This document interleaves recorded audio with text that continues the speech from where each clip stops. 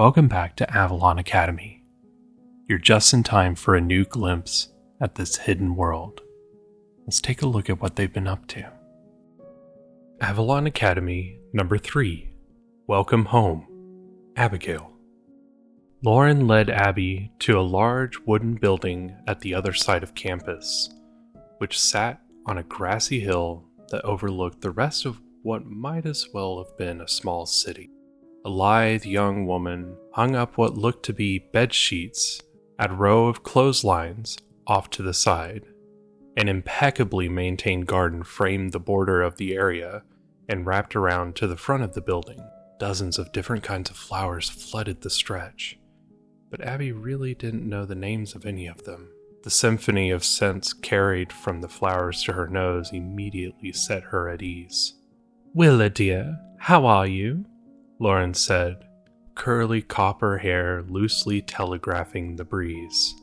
"I know you aren't bringing another stray cat to me.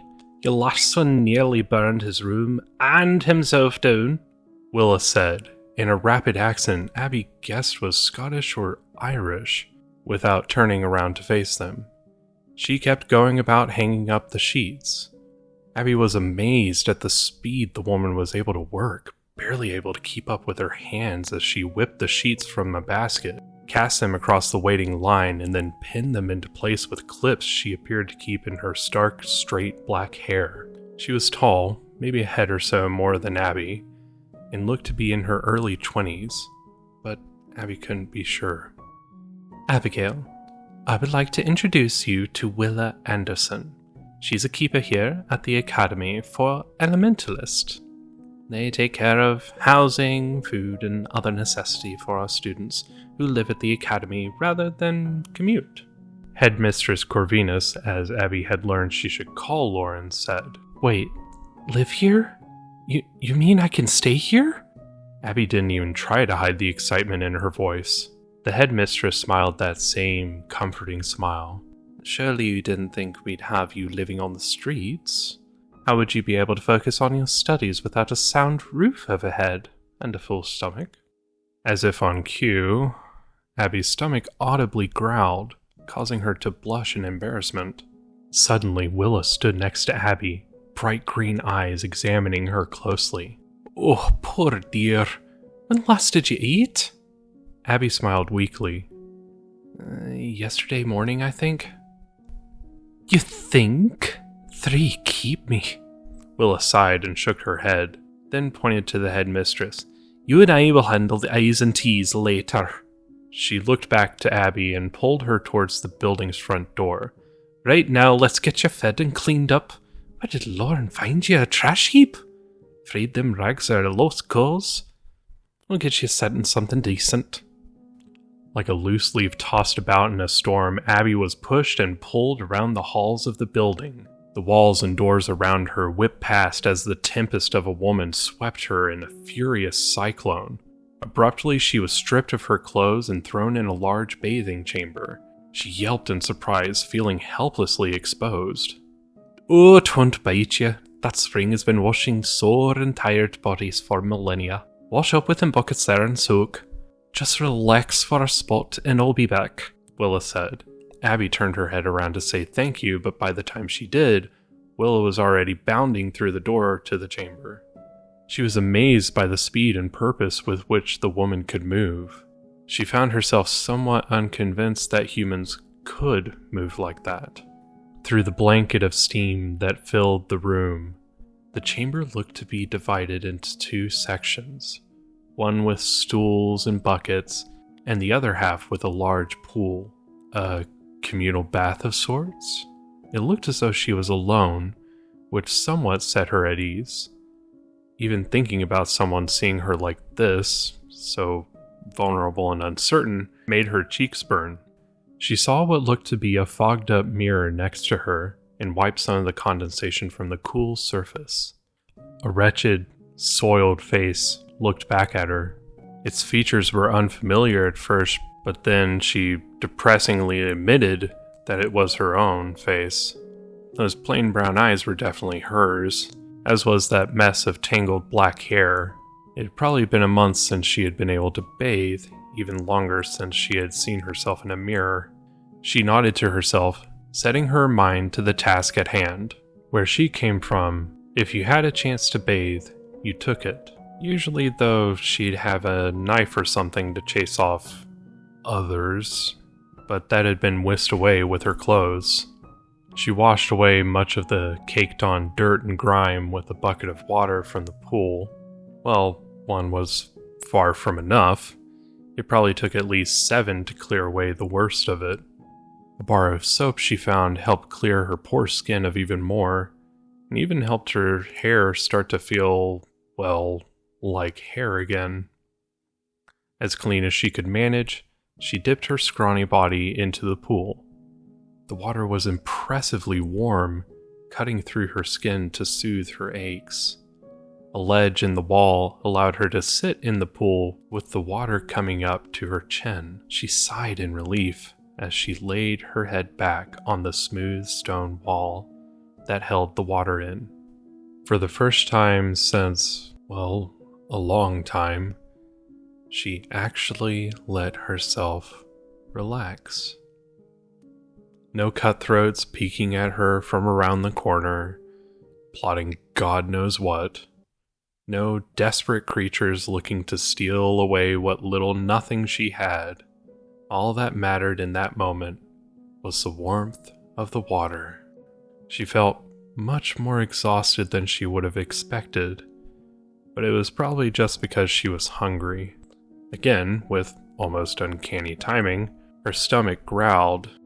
It wasn't an unfamiliar sound to her. After a while, she felt she had stayed in the pool for far too long, and she got up out of the pool.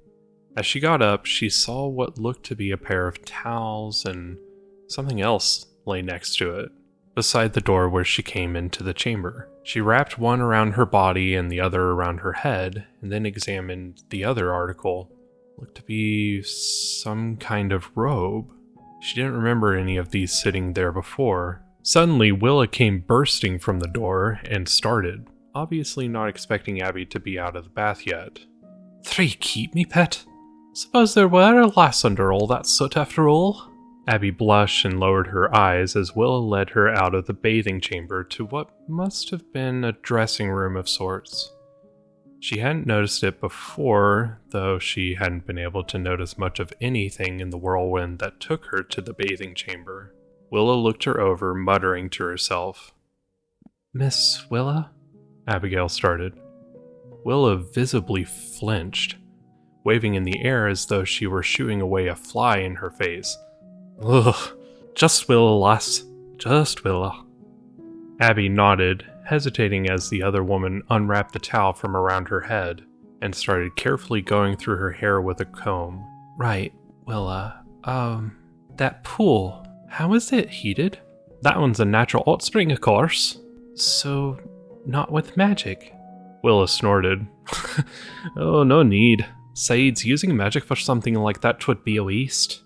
"A waste?" Abigail winced as the comb came to a stubborn tangle. "Oh, could do with a haircut, poor dear," she said, muttering to herself. "Magic is difficult, of course. Using magic for something as frivolous as heating a bath is like baking an entire loaf of bread to only take a single bite." "Really? I guess that makes sense." Willa kept working at Abby's hair while Abigail thought to herself. Though uneasy about being touched, she had to admit that feeling the other woman's skilled hands at work was rather comforting. Then something came to her. "Willa, what did you mean by the headmistress bringing you stray cats?" she asked. She heard the other woman sigh, but she didn't stop her work. "Suppose I did say that. Lauren is..." Willa cleared her throat. "Well, she has a soft spot for the wayward, the abandoned, or those who have nowhere else to turn.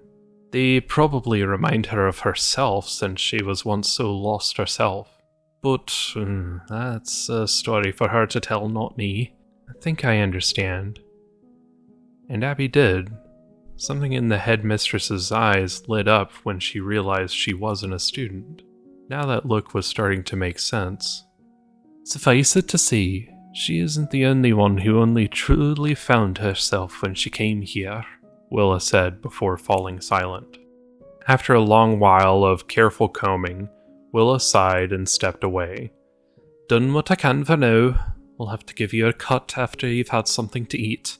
You'll have to live with short hair for a while, I'm afraid, pet. After Willa had gotten Abigail in the robe, she led her to another part of the building, though this time at nearly normal human walking speed. They came to what must have been the kitchen. Smooth stone counters flanked a stove set, and an old brick oven. The opposite wall held a large fireplace with a lazily smoldering fire, as well as several shelves that held plates, pans, and other various instruments and utensils. A large pot sat at the stove, which Willa dashed over to tend to, lifting the lid and stirring the contents with a large ladle. Abby stood awkwardly in the door as her nose caught a wonderful array of scents, both familiar and far from. Her empty stomach roared in response, no longer content with simply growling. Whatever Willa was cooking smelled marvelous. "Come sit, child," she said before grabbing a bowl, scooping out some of what appeared to be stew out of the pot, and placing the bowl on one of the tables with a single stool.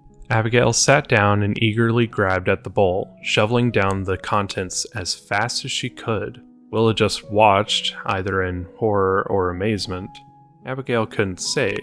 She picked up the bowl and licked it, trying to get every bit of the stew she possibly could before setting the bowl down again. Then, as if finally catching up with her, the taste of the stew came to her in a rush.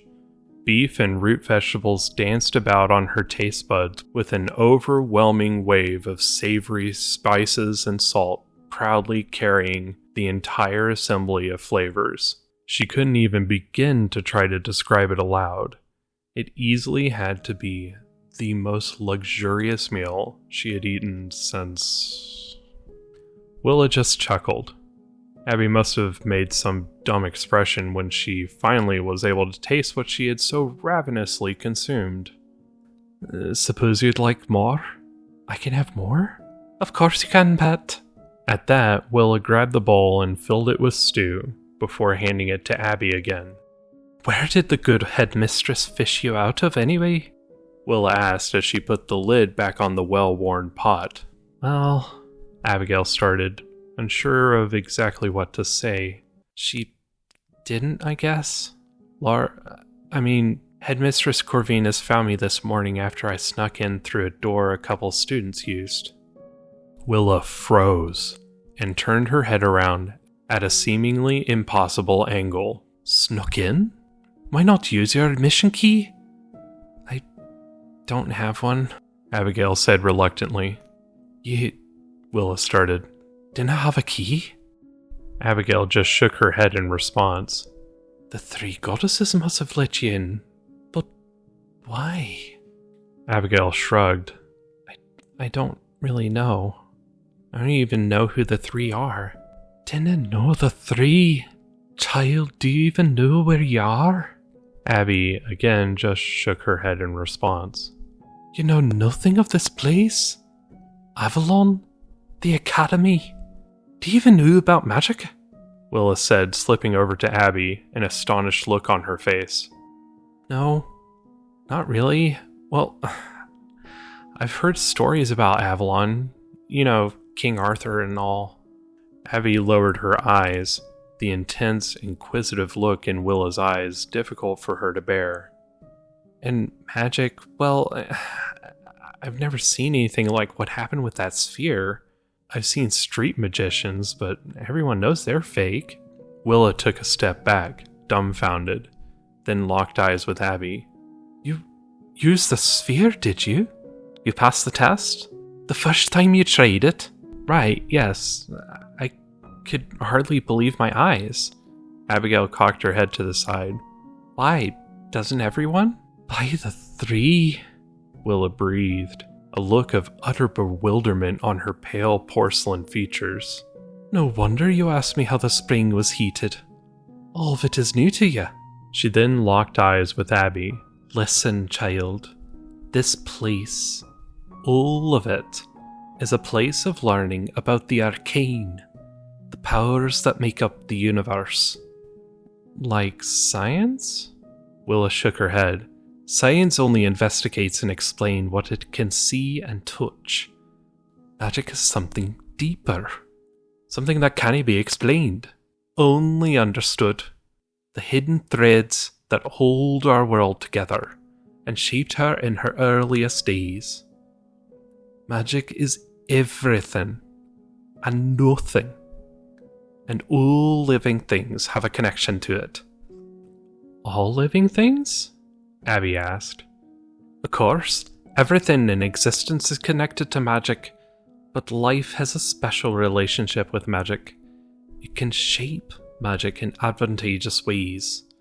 It's how so many creatures are capable of otherwise inexplicable feats and abilities. Abigail thought for a moment, then asked, So, if living things can use magic, why don't people? Why doesn't everyone use it? Some do and will never realize it. They put a kind of pressure on their environment, but it is so subtle so as to be unnoticeable or cause them exhaustion. Willa then came to sit at the table with Abby, pulling up a stool from some unseen corner. But most just aren't aware, and may never be. We call them latent. Few others choose not to use or to forget magic. They're usually referred to as recused. Choose? Why would someone choose something like that? Willa smiled weakly. Afraid I didn't understand it myself, dear. Abby considered what she had heard. It seems so simple now. So, most people will never realize their connection. Is it kind of like how people can have talents they never knew? How some people are naturals at playing an instrument or something like that? A Keenan, aren't you, pet? Willa smirked and nodded. If you never tried something, you'll never know if you have an affinity with it. Most people will never see real magic, at least in a way they could understand it.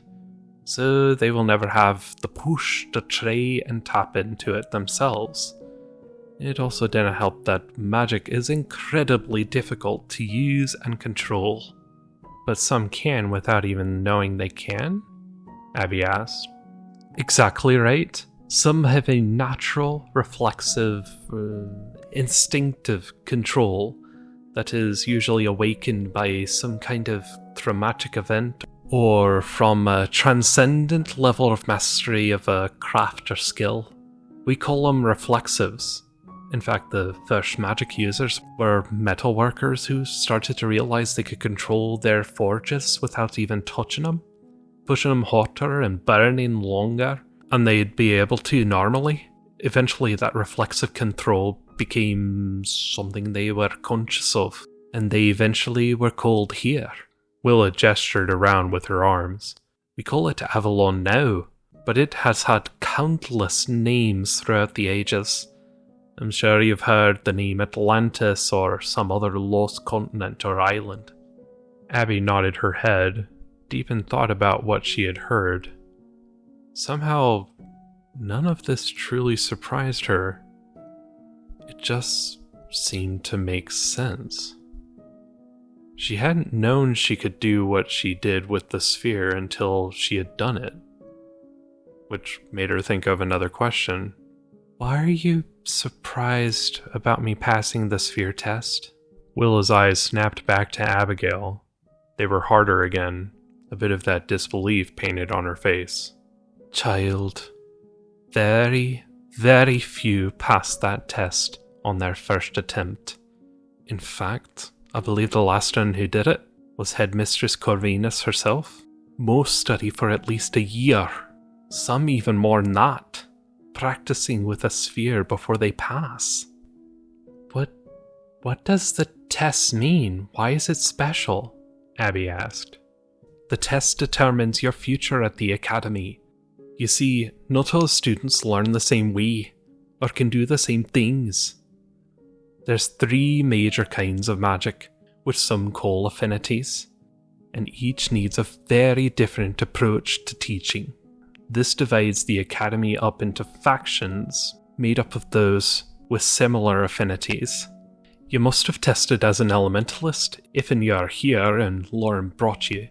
Willis suddenly shook her head, as if snapped out of a trance. But enough of that, dear. You need to eat. Then we'll see about what room to put you in. Abby grabbed at the bowl of stew, now likely cold, before hesitating. Is it really alright for me to have this? Any of this? Willa looked as though she had been struck. Why would it not be, Pat? It's just... Suddenly, Abby's vision grew blurry, tears welling up as her cheeks flushed hot in embarrassment. She lowered her eyes to the table, and then she felt a pair of arms wrap around her. Oh, lass, life hasn't been kind to you, has it? Willa whispered as she tightened her embrace. Abigail could only shake her head in response. Well, that ends today. You're under my care now, Willa said softly. With that, Abigail couldn't stop herself from crying. It all seemed too good to be true. She was sure that she'd wake up and be right back in that same slum, begging for scraps and fighting to keep the others from taking what little nothing she had. The other woman gently rubbed her back as she sobbed, murmuring, There, no. As she slowly regained her composure, the older woman turned Abby's face to look at her. We'll talk about everything later. For now, eat as much as you'd like.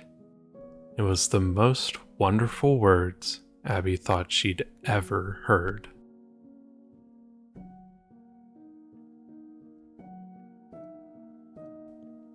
Thank you for listening to this new glimpse at the hidden world of Avalon Academy. What did you think of today's issue? What are you excited for? Let me know in the comments or on social media. Don't forget to spread the word and share the site and the show with your friends. If you would prefer to read this series, check out my Substack in the link below. I provide both a text and audio version of this series, so you can enjoy it the way that you want to. I would like to sincerely thank Inessa Burnell for making the art for this series. Her incredible eye and talent for character design has been an inspiration to me for years, and I felt incredibly blessed to work with her on developing the visual language for this series. Thank you to Fulfill Your Destiny for being a Knight subscriber, supporting this site, the show, and allowing me to commission incredible pieces of art, among other things, to help bring these stories to life. If you would like to be featured in my special thanks, please consider subscribing to my Substack. Check out the links below for more information. Words cannot express how much I appreciate you taking some time out of your day to see what I've been working on, and I truly hope to see you soon.